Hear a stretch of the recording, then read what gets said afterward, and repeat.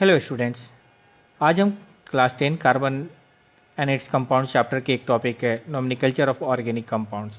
That means कि organic compound जो है इसका नेमिंग हम कैसे करेंगे इसके बारे में देखेंगे, क्विक रिव्यू जो है लेंगे। नॉमेनक्लेचर के बारे में जानने से पहले एक टर्म इसमें आता है फंक्शनल ग्रुप।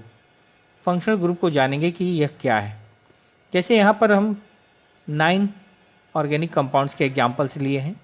जैसे ये हमारा मेथाइल अल्कोहल, ये हमारा एथेनॉल, ये हमारा एसिटिक एसिड दैट मीन्स कि एथेनोइक एसिड है। तो ये जैसे हम यहाँ पर देख रहे हैं इन सभी में ये CH3 फर्स्ट पार्ट जो है वह सेम है, लेकिन तीनों ही कंपाउंड्स का प्रॉपर्टी जो है वह कम्प्लीटली डिफरेंट है, अलग अलग। लेकिन वही इस CH3OH, C2H5OH और C3H7OH को ले तो इन तीनों का केमिकल प्रॉपर्टीज, केमिकल बिहेवियर एक जैसा है।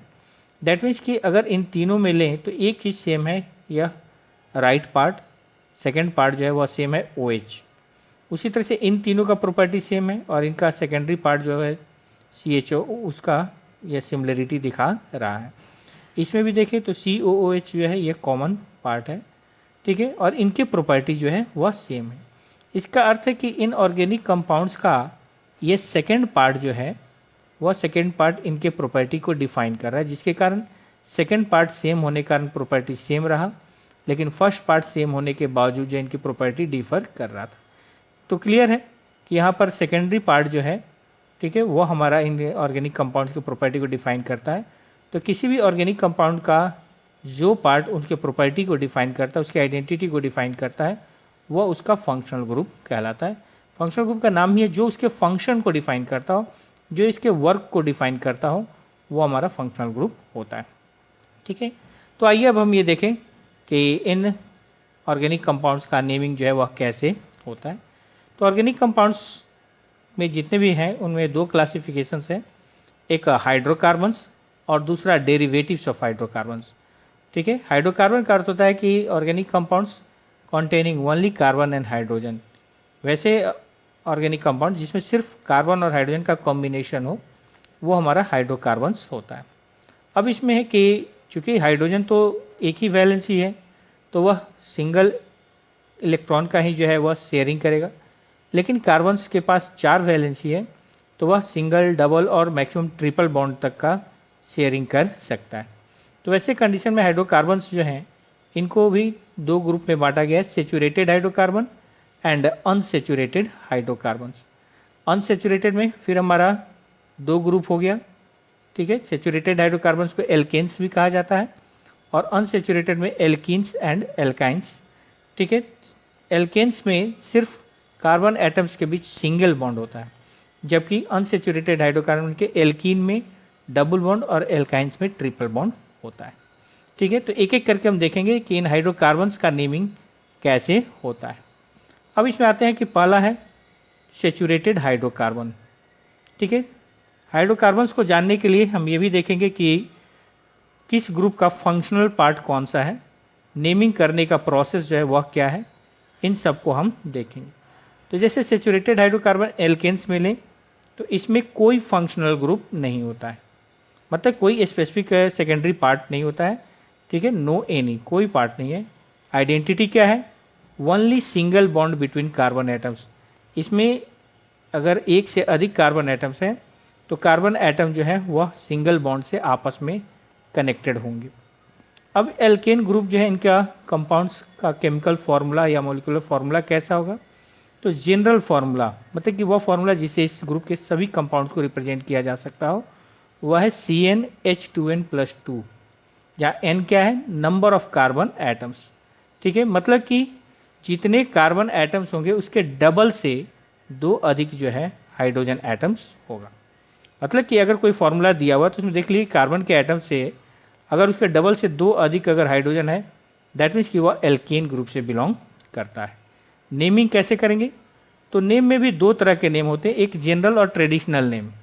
मतलब कि जैसे होता है कि घरों में बहुत सारे बच्चों के 2 नेम होते हैं, एक घर में जो बुलाने के लिए होता है और एक ऑफिशियल डॉक्यूमेंशियल नेम होता है। उसी तरह से यहाँ भी एक जनरल और ट्रेडिशनल नेम और दूसरा यूपक जो international union of pure and applied chemistry, जो हमारी ऑर्गेनाइजेशन है केमिस्ट्री की, उसके द्वारा अप्रूव किया गया होता है। तो इसमें चूँकि कोई फंक्शनल ग्रुप नहीं है, कोई स्पेसिफिक पार्ट नहीं है, इसीलिए इसमें दोनों ही जनरल और यूपक दोनों ही नेम सेम होते हैं। और उसके लिए प्रीफिक्स जो नंबर ऑफ कार्बन्स के ऊपर डिपेंड करता है, उसमें ANE लगा देंगे तो उस एल्केन ग्रुप के कंपाउंड का नाम लिखा जाएगा। प्रीफिक्स में क्या होगा, तो एक कार्बन है तो मेथ, 2 कार्बन है एथ, 3 है प्रोप, 4 है but, 5 pent, 6 hex, 7 hept, 8 oct, 9 carbons non and 10 carbons deck.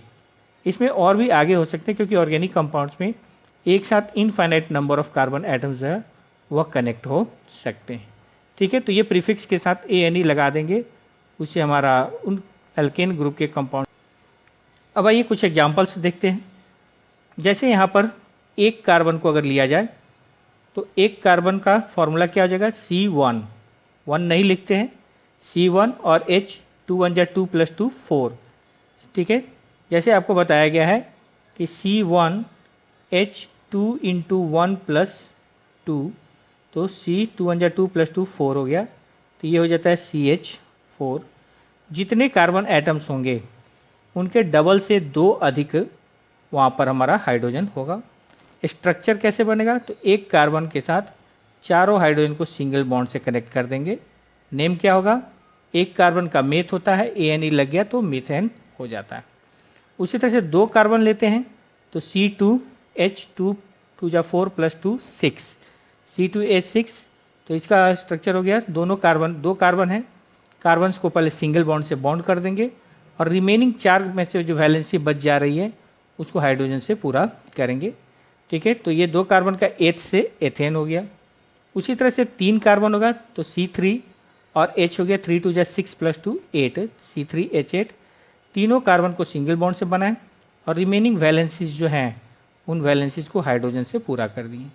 Name क्या हो गया, 3 कार्बन का प्रोप से प्रोपेन हो गया, प्रोप प्रीफिक्स हो गया ANE, उसमें एल्केन ग्रुप के लिए सफिक्स के रूप में जो ऐड होता है वो हो जाता है। तो ये हमारा saturated hydrocarbon that means alkene group का नेम हो जाता है। अब इसमें आते हैं कि रिमेनिंग जो कंपाउंड्स हैं उनको जानने से पहले एक इसमें रेडिकल ग्रुप के बारे में जानेंगे। रेडिकल ग्रुप दैट मीन्स कि जिनके कंपोजिशन, मतलब कि ये सैचुरेटेड हाइड्रोकार्बन्स की वैलेंसीज कंप्लीटेड होते हैं, जब तक इसमें वैलेंसीज को रिप्लेस कोई अनदर एलिमेंट नहीं करता, अनदर ग्रुप नहीं करता है, तब तक जो है ये अनदर कंपाउंड्स नहीं बना पाएंगे। तो वैसे कंडीशन में एल्काइल क्या होता है, एल्केन में से अगर एक हाइड्रोजन को रिमूव कर दिया जाए तो जो हमारा रिमेनिंग ग्रुप ऑफ हाइड्रोकार्बन्स बच जाते हैं उसी को अल्काइल कहा जाता है। ठीक है, एल्केन में से एक हाइड्रोजन को रिमूव करने पर जो ग्रुप ऑफ हाइड्रोकार्बन, कार्बन और हाइड्रोजन का बच जाता है वह हमारा अल्काइल होता है। ठीक है, चूँकि एल्केन का फॉर्मूला जो है ये हमारा CnH2n+2 होता है, एक हाइड्रोजन निकालिए तो यहाँ पर 1 हो जाता है, CnH2n+1। इसमें कार्बन की एक वैलेंसी खाली रह जाती है। ठीक है, कार्बन की टोटल वैलेंसी में से एक हाइड्रोजन कम हो जाने के कारण एक वैलेंसी वहाँ पर खाली रह जाता है। नेम में क्या होता है कि जैसे एल्केन में प्रीफिक्स के साथ ANE लगाते हैं तो यहाँ पर प्रीफिक्स के साथ YL, मतलब कि एल्केन से अल्काइल हो जाता है। जैसे यहाँ पर देखिए CH4, ठीक है, एक हाइड्रोजन हट गया तो CH3, तो उस कंडीशन में क्या होगा, यहाँ पर कार्बन के 4 वैलेंसी में से चारों हाइड्रोजन भरा हुआ है, एक हाइड्रोजन को निकाल देते तो ये वैलेंसी खाली हो जाता है। उसी वैलेंसी को अनदर ग्रुप ऑफ एटम्स पर फिलअप करके नए नए कंपाउंड्स बनाते हैं। तो उस कंडीशन में यहाँ पर मीथेन से मिथाइल हो गया। उसी तरह से C2H5 जो है, C2H5 किससे बना, तो C2H6 में से एक हाइड्रोजन को निकाल दिए तो C2H5 बना, यहाँ भी एक वैलेंसी खाली रह गया, तो ये हो गया इथेन से एथाइल। ठीक है, तो ये हमारा एल्काइल ग्रुप है जो कि another remaining derivatives of hydrocarbons के प्रिपरेशन में यह यूजफुल होता है। ठीक है, अब आगे देखिए, अब इसमें आते हैं नेक्स्ट हाइड्रोकार्बन्स, अनसैचुरेटेड हाइड्रोकार्बन का फर्स्ट पार्ट एल्कीन्स। एल्कीन्स में फंक्शनल ग्रुप क्या होगा, तो 2 कार्बन के बीच एक डबल बॉन्ड होगा, A double bond between any pair of carbon atoms. जितने भी कार्बन होंगे किसी एक पेयर के बीच एक डबल बॉन्ड होना चाहिए। ऐसे एक से अधिक भी हो सकते हैं, लेकिन 10th लेवल में हमें एक ही डबल बॉन्ड के बारे में पढ़ना है, एक ही डबल बॉन्ड से रिलेटेड कंपाउंड्स के बारे में पढ़ना है।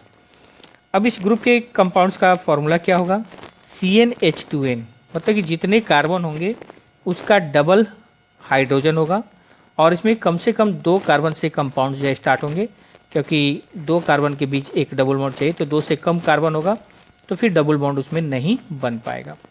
नेमिंग क्या होगा, तो जनरल नेम इसमें प्रीफिक्स, जो हमने एल्केन में प्रीफिक्स लगाया है वही प्रीफिक्स जो है इसमें प्लस YLENE, इलिन जो है इसमें जुड़ जाएगा। यूपक नेम लिखते हैं इसमें प्रीफिक्स में ENE, that means alkene group जो है इसमें से ANE को माइनस करके ENE प्लस कर देंगे तो एल्कीन यहाँ पर हो जाता है। तो इसकी पहचान यही है कि अगर स्ट्रक्चर दिया है तो डबल बॉन्ड होगा, फॉर्मूला दिया होगा तो कार्बन जितना होगा उसका डबल हाइड्रोजन होगा, और अगर नेम दिया होगा तो अगर किसी एल्केन ग्रुप के प्रीफिक्स में ENE हो तो वह हमारा जो है, या YLNE लिखा हुआ है, तो उस कंडीशन में हम समझ जाएंगे कि वह हमारा एल्कीन ग्रुप का कंपाउंड्स है। ठीक है, कुछ एग्जांपल्स को देख ले फटाफट। 2 कार्बन से चूंकि स्टार्टिंग है तो C2 हाइड्रोजन क्या होगा, डबल होगा तो C2H4। ठीक है, दोनों कार्बन को हम डबल बॉन्ड से पहले कनेक्ट करेंगे और रिमेनिंग वैलेंसीज जो है 4 में से उनको हाइड्रोजन से पूरा करेंगे। नेम क्या हो गया, 2 कार्बन का प्रीफिक्स एथ होता है, YLENE, इलिन लग जाएगा, एथिलीन इसमें हो जाएगा। वही यूपक नेम क्या होगा, एथ में ENE लगा देंगे तो एथीन हो जाएगा। ठीक है, 3 कार्बन लेते हैं तो C3H3 तो 3 कार्बन पहले लिखेंगे, दोनों में से किसी एक प्लेस पर, मतलब कि फर्स्ट पेयर या लास्ट पेयर से डबल बॉन्ड को हम लगाएंगे और रिमेनिंग वैलेंसीज को हाइड्रोजन से फिलअप करेंगे। नेम क्या हो गया, तो यहाँ पर 3 कार्बन का प्रोप होता है, प्रोप में इलिन लग गया, प्रोपिलीन हो गया, और यूपक नेम में देखें तो प्रोप में इन लग गया तो प्रोपीन यहाँ हो जाता है। ठीक है, 4 कार्बन को लें तो C4, 4 2 8, H8 हो गया। चारों पेयर को बनाने के बाद फर्स्ट पेयर या यहाँ लास्ट पेयर, किसी एक फर्स्ट या लास्ट पेयर के बीच डबल बॉन्ड रखेंगे, बाकी सबको सिंगल बॉन्ड, और रिमेनिंग वैलेंसीज को हाइड्रोजन से पूरा करेंगे। ठीक है, यहाँ पर जनरल नेम क्या हो गया, 4 कार्बन का ब्यूट में YLNE लग गया, और यूपक नेम में ब्यूट में ENE लग गया तो ब्यूटिलीन या ब्यूटीन हो जाता है। तो ये हमारा एल्कीन ग्रुप का नेमिंग और स्ट्रक्चर है, फॉर्मूला है।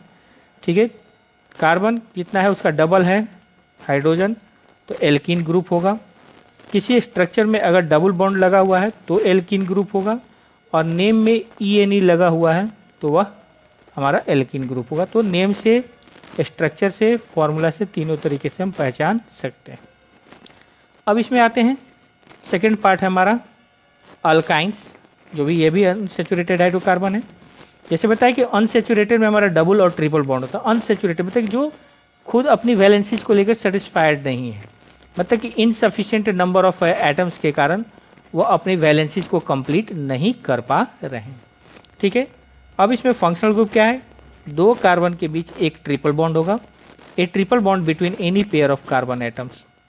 ठीक है, फॉर्मूला क्या होगा, एक यहाँ पर बॉन्डिंग बढ़ जाने के कारण वहाँ पर एक पेयर ऑफ हाइड्रोजन जो है घट जाता है, तो CnH2n था, 2n में से 2 एक पेयर बढ़ा यहाँ पर बॉन्डिंग का, तो एक पेयर हाइड्रोजन जो है यहाँ पर कम हो जाता है, तो CnH2n-2, मतलब कि जितना कार्बन है उसके डबल से अगर 2 हाइड्रोजन कम है तो वो हमारा एल्काइंस ग्रुप हो जाता है।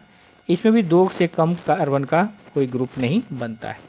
नेमिंग कैसे होगा, जनरल नेम में अगर 2 ही कार्बन का कंपाउंड है तो उसके लिए स्पेशली हम एसिटिलीन वर्ड का यूज करते हैं, लेकिन 2 से अगर अधिक कंपाउंड है तो ट्रिपल बॉन्ड के लिए एसिटिलीन को छाड़ देते हैं और रिमेनिंग कार्बन का अल्काइल नेम वहाँ पर लिखते हैं, अल्काइल एसिटिलीन वहाँ पर हो जाता है। ध्यान रखेंगे कि एसिटिलीन जो है वो ट्रिपल बॉन्ड के लिए यूज किया जाता है और रिमेनिंग कार्बन के लिए अल्काइल का यूज किया जाता है। ठीक है, यूपक नेम में है जितने कार्बन है उसके प्रीफिक्स में YNE लगा देंगे, या फिर यूँ कहें कि एल्केन ग्रुप में से ANE माइनस हो जाएगा और YNE प्लस होगा और वह अल्काइन बना लेता है। देखें तो जैसे यहाँ पर पहला एग्जाम्पल कम से कम 2 कार्बन से स्टार्ट है, तो C2H2 2 4 -2 2 हो जाएगा, डबल से 2 कम, ठीक है, 2 कार्बन है, दोनों कार्बन के बीच पहले ट्रिपल बॉन्ड बनाएंगे और 4-4 वैलेंसी में से एक वैलेंसी खाली है तो हाइड्रोजन पूरा करेगा। नेम क्या होगा, जैसे बताया गया कि 2 कार्बन होगा तो एसिटिलीन, और यूपक नेम 2 कार्बन का एथ से एथाइन हो जाता है।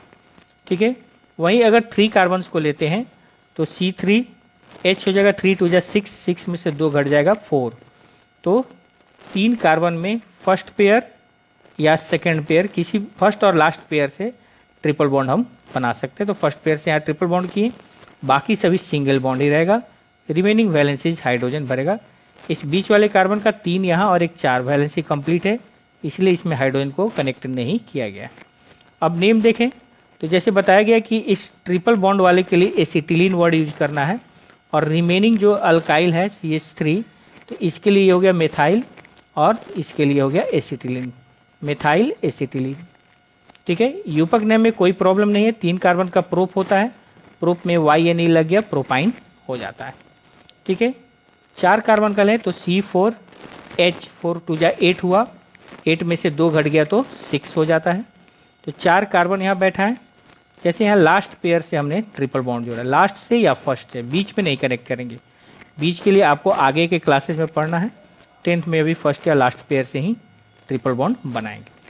अब यहाँ पर रहा कि ये ट्रिपल बॉन्ड के लिए एसिटिलीन हो गया। ठीक है, और रिमेनिंग 2 ये C2H5 है, तो C2H5 का अल्काइल में एथाइल होता है, तो ये एथाइल हो गया, और एसिटिलीन एथाइल एसिटिलीन हो गया।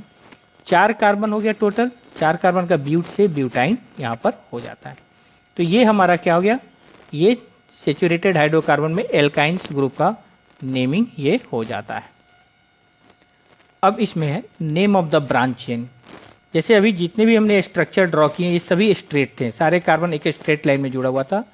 अगर इसी में साइड से कोई ब्रांच जुड़ा हुआ हो तो उसका नेमिंग कैसे करेंगे, तो इसमें 2-3 बातों को ध्यान में रखना है। सबसे पहले find the largest chain. Largest chain कैसे फाइंड करना है, तो वह स्ट्रेट या कर्व हो सकता है, लेकिन ध्यान रखना है कि having maximum number of carbons, उस पाथ को हमको चूज करना है जिस पाथ में सबसे ज़्यादा कार्बन एटम एक पाथ में, चाहे वह स्ट्रेट पाथ हो या कर्व पाथ हो, एक पाथ में जुड़ा हुआ हो, तो उसको हम लॉन्गेस्ट चेन मानेंगे और उसको एज अ पेरेंटल चेन वहाँ पर हम कहेंगे कि पेरेंटल चेन हो। ठीक है, पेरेंटल चेन जब आइडेंटिफाई हो जाएगा तो identify the branch group connected with the parental chain. जैसे क्या होता है कि एक अगर पेड़ लेते हैं, ये पेड़ जाकर के अगर ऊपर टेढ़ा भी हो जाता है, बैंड भी कर जाता है, तो भी उसको हम एक पेड़ ही कंटिन्यू करते हैं, इसको ब्रांच हम नहीं कह सकते हैं। ब्रांच का अर्थ है कि जो बीच से निकला हुआ हो। ठीक है, तो उस कंडीशन में identify the branch group connected with parental chain. जो आपका पेरेंटल लॉन्गेस्ट चेन होगा उस चेन के बीच के कार्बन से जो भी अनदर ग्रुप जुड़े हुए हैं वो सब हमारा ब्रांच हो जाएगा। अब करेंगे क्या कि number the carbon atoms of parental chain. ये पेरेंटल चेन हमने जो आइडेंटिफाई किया है इसके कार्बन का नंबरिंग करेंगे। नंबरिंग किधर से स्टार्ट करेंगे, फर्स्ट से या लास्ट से, तो उस तरफ से हम स्टार्ट करेंगे जिधर से ब्रांचेज नज़दीक हों। अगर मान ली कि इधर से कोई ब्रांच सेकेंड कार्बन से हो और इधर से कोई थर्ड कार्बन से हो तो इधर से हम काउंट करना शुरू करेंगे। अगर इधर से सेकेंड और इधर से थर्ड है तो काउंट इधर से करना शुरू करेंगे। अगर एक से अधिक ब्रांचेज हैं तो ब्रांचेज के पोजीशन का सम जिधर से छोटा होगा, नियर मतलब कि स्मॉलेस्ट होगा, काउंटिंग हम उधर से ही करेंगे। तो ब्रांचेज जो हैं उसके पोजीशन को काउंट कर लेंगे कि मेन चेन जो है उस चेन से किस किस नंबर के कार्बन से वो ब्रांच जुड़ा है, कौन कौन सा ब्रांच।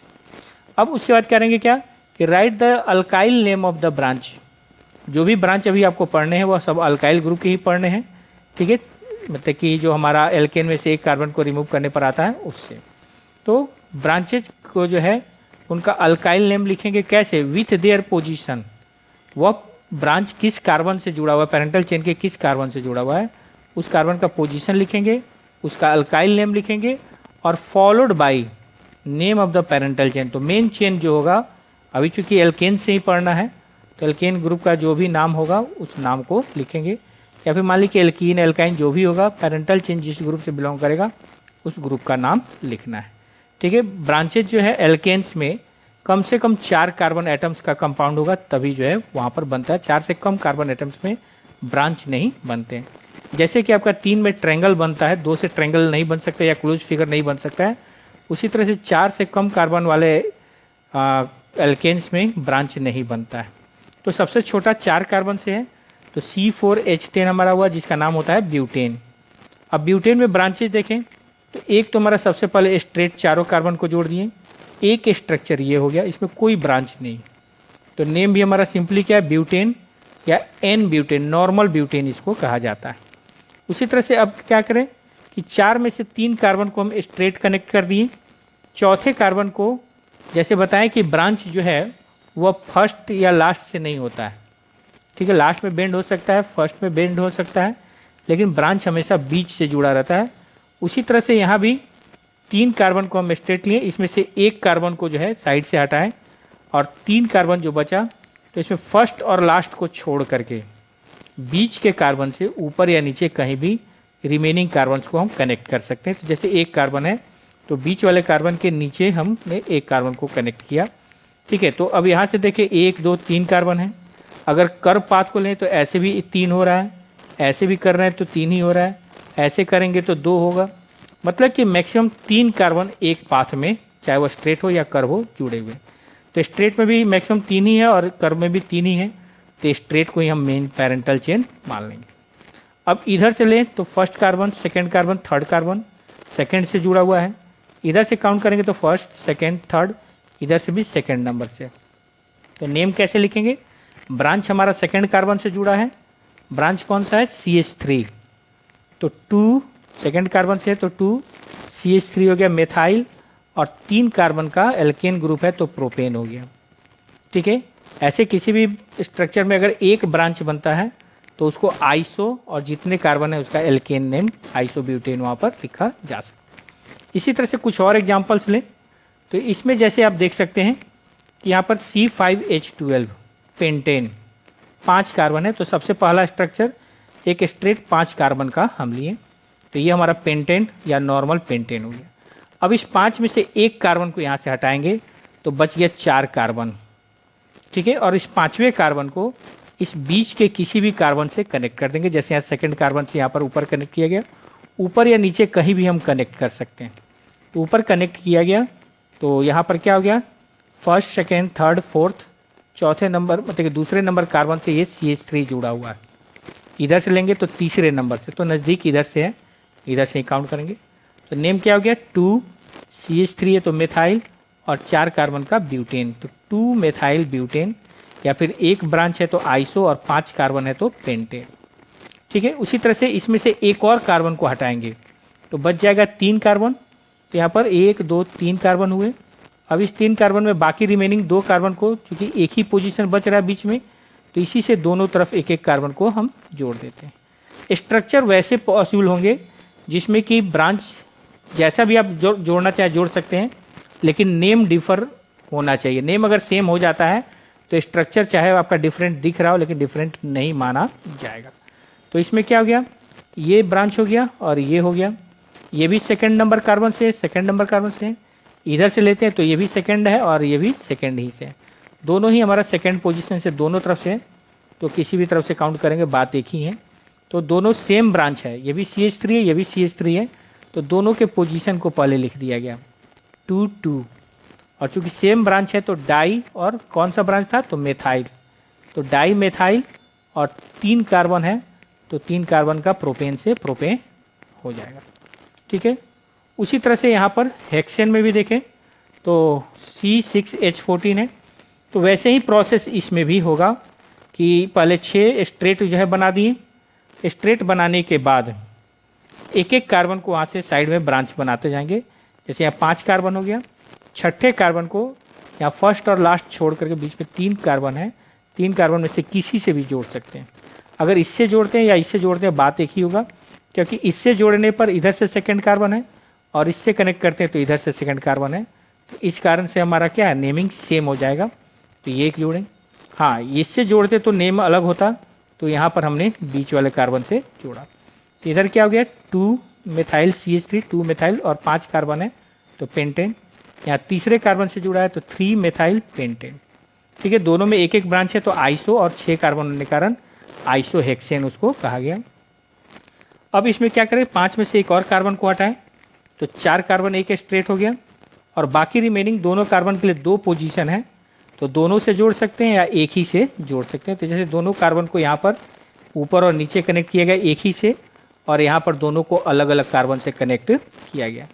यहाँ दोनों सेम ग्रुप से जुड़ा हुआ है सेकेंड कार्बन से, तो 2,2 डाई मेथाइल ब्यूटेन, और यहाँ क्या एक सेकेंड से जुड़ा है एक थर्ड से जुड़ा है, तो 2,3 दोनों ग्रुप सेम था इसलिए पोजीशन सेम लिख दिए, 2,3 डाई मेथाइल ब्यूटेन।